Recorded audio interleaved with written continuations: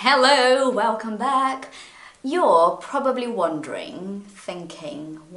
asking yourself what I would do differently if I were going to learn English today. So supposedly I don't know English and I'm going to learn English now.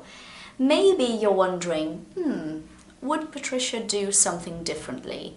Is there something that Patricia could tell me that could help me with my learning? Maybe, that's what we're talking about today. So, I thought very hard about this. When you think hard about something, you think about it a lot. So I thought very hard about this. And I think the first thing that I would do differently if I were learning English now, like I had a new chance to learn English, what would I do differently? I would research more.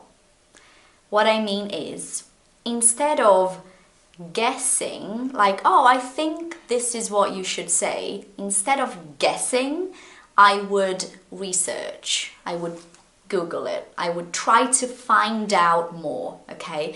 And I think this is very much connected to the fact that, of course, I was 15 when I started learning English in England, and now I'm 32. I think we change, right, with time, and we understand how we can do things in a better way and how to change the way we go about things, the way we choose to do something, okay? So I'm going to give you an example of a specific situation that happened to me at university when I was studying English literature in London. Something very embarrassing happened to me. I had been, listen to this, you're going to be like, what? Yeah, I had been in England for about 7 years, I think, when this happened. Yeah, about 7 years, so quite a long time, 7, 8 years when this happened. Maybe more actually, maybe I'm wrong, but about 8 years when this happened. I was at university and it was time for me to write my first essay, my first paper for university, okay? The first time I was like, whoa, this is gonna be big, isn't it? Imagine writing like 2,000 words in English about literature. It's a bit crazy. So we went to an exhibition at the Tate Modern Museum. If you are in London, please eventually find some time to go visit the Tate Modern. Brilliant, such a great museum. We went to the Tate Modern and we were supposed to choose an exhibition, an art exhibition, and use literature to write about this. It was very complex but very interesting. And I remember that in my paper I wrote the word bounder. Now listen, I wrote the word bounder, and I'm super confident writing my paper. I'm thinking, yeah, I'm gonna nail this, you all. And then I get my paper back, like I get my essay back from my teacher. I get it back with my grade, you know, with A, B, C, D, with my grade on it. And then I noticed that my teacher has circled the word bounder with a red pen and lots of question marks next to it. And I'm like, can't believe he doesn't know what a bounder is. When I turn the page, there is a note from my teacher saying, Patricia, did you not mean to say bouncer? And I was like, oh, it's a bouncer, not a bounder. A bouncer is that person that stands like the security guard, you know, like in a club or bar or restaurant, this like big guy at the door, that's a bouncer. But I thought it was a bounder for some reason. It was not a typo. I actually believed that word was a bounder. And I repeated that word about 5 times in the essay. So it was not a typo. It was like I really wrote it wrong. So this is a classic Patricia example, learning English.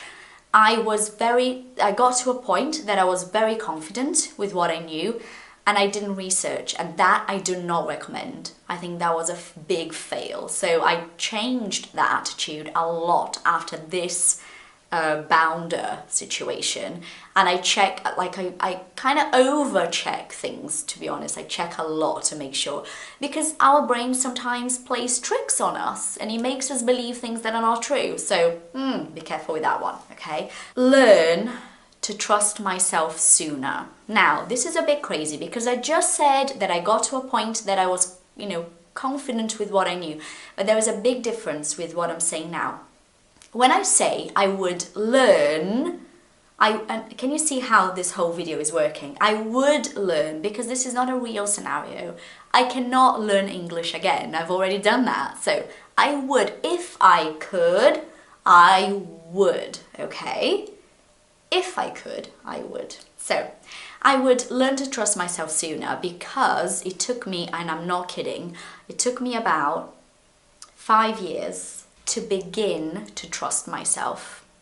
And what I mean by that is to begin to feel comfortable speaking to native people. To begin. It does not mean I was completely comfortable. I wasn't.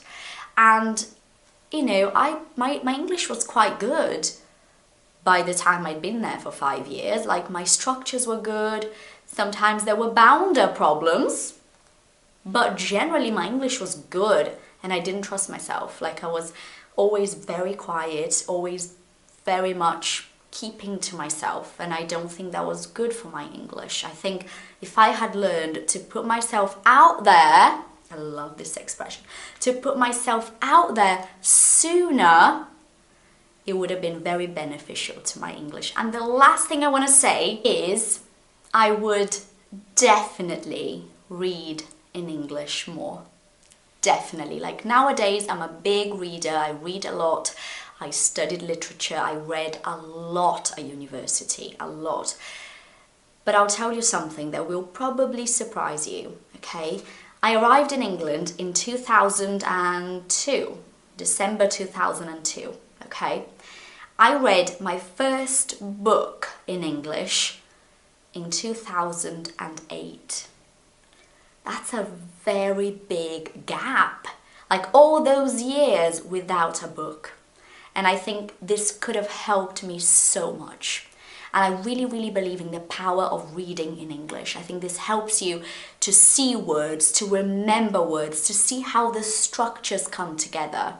You know, I really, really think this is an amazing thing to do. So I would have read more, because I would have started reading sooner than I did.